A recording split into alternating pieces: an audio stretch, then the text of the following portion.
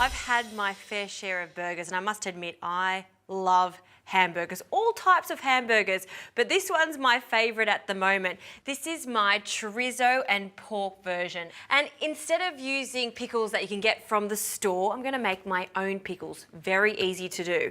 In a pot, add a few tablespoons of caster sugar, and I haven't turned it on yet, and then a quarter of a cup of white vinegar, along with a quarter of a cup of water, and some coriander seeds. These coriander seeds have been toasted and then ground a little bit. Now I'll turn the heat on and bring this to a bubble and dissolve the sugar. So I'll keep an eye on that. While that's happening, I need to salt the cucumber.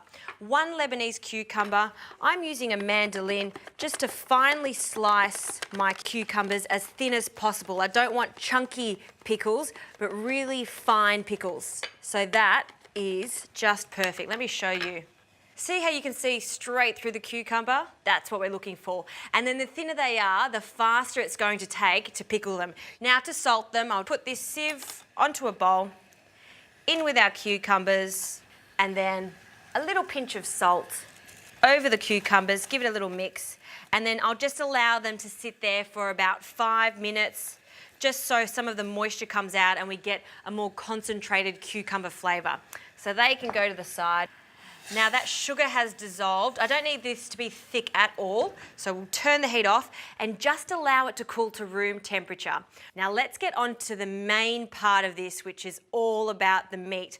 Chorizo sausage. I'm using 1 chorizo sausage. This is going to give it a lovely smoky flavour, a garlic flavour, and I don't want the casing in this, so it's as easy as cutting down the chorizo, removing the casing, and then essentially using the minced chorizo to flavour our pork mince. This is also going to keep this really, really moist. So now just break it up with your fingers into a separate bowl. Great, now that the chorizo's in the bowl, we'll add a few big handfuls of fatty pork mince, which is perfect for hamburgers because you do want it to stay moist and really get a nice crust on the outside. So break it up with your fingers. I've pre-cooked some onion. This is 1 onion that's been caramelised and then brought to room temperature. You don't want to add onion that's raw because it's going to overpower the flavours of the chorizo. What you want is it to be caramelised and slightly sweet. Now for some extra flavourings for this delicious hamburger. A little bit of chilli, some green chilli, a little bit of extra garlic that I'll chop. I'm going to add 2 garlic cloves. And then just to accentuate that smoked paprika flavour from the chorizo, I'll add a little bit more. And finally some herbs, a little bit of thyme, along with some freshly chopped parsley. Scrunch it and finally chop it. Great. Now the pork mince is fatty enough, so I'm not going to add any breadcrumbs or any flour or any egg to this. Just get your hands in there and give it a really good mix. Once that's combined, I will add a good crack of pepper and some salt, and then I'm going to mould them into even balls.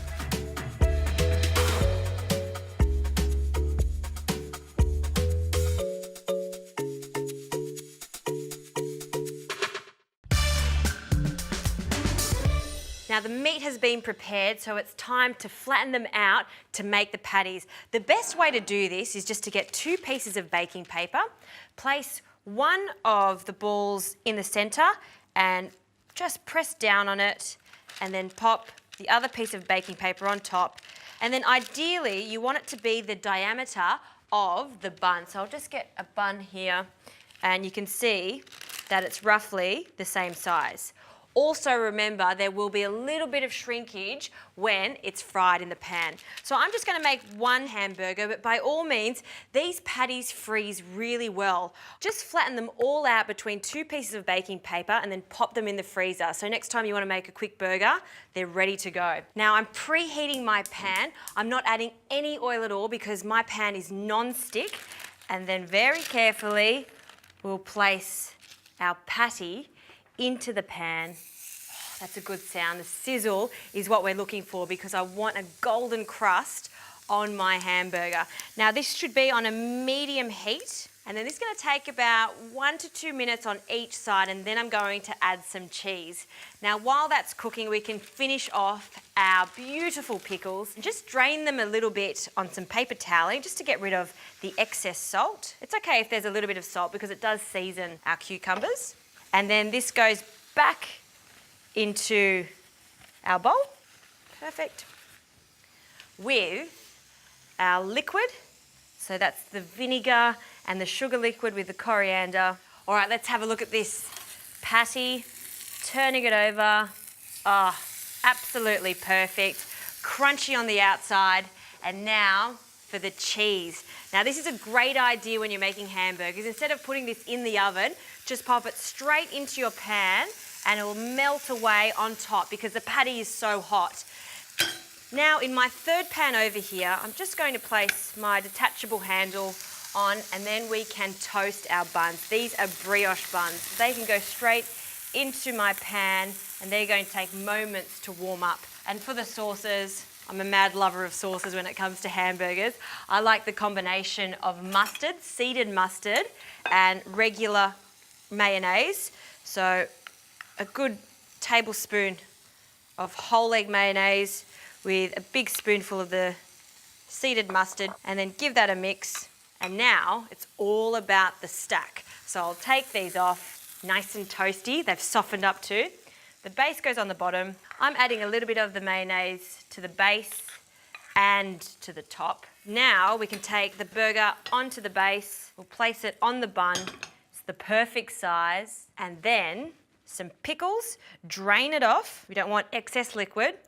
And I like a lot of pickles, especially when they're homemade because they taste so much better. And then rock it.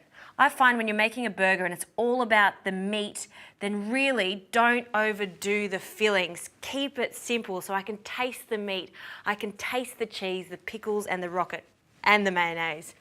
The lid goes on and that is a pretty outstanding hamburger. It looks succulent, it looks juicy.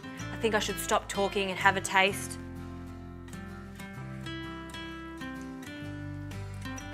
I mean, really, I love hamburgers.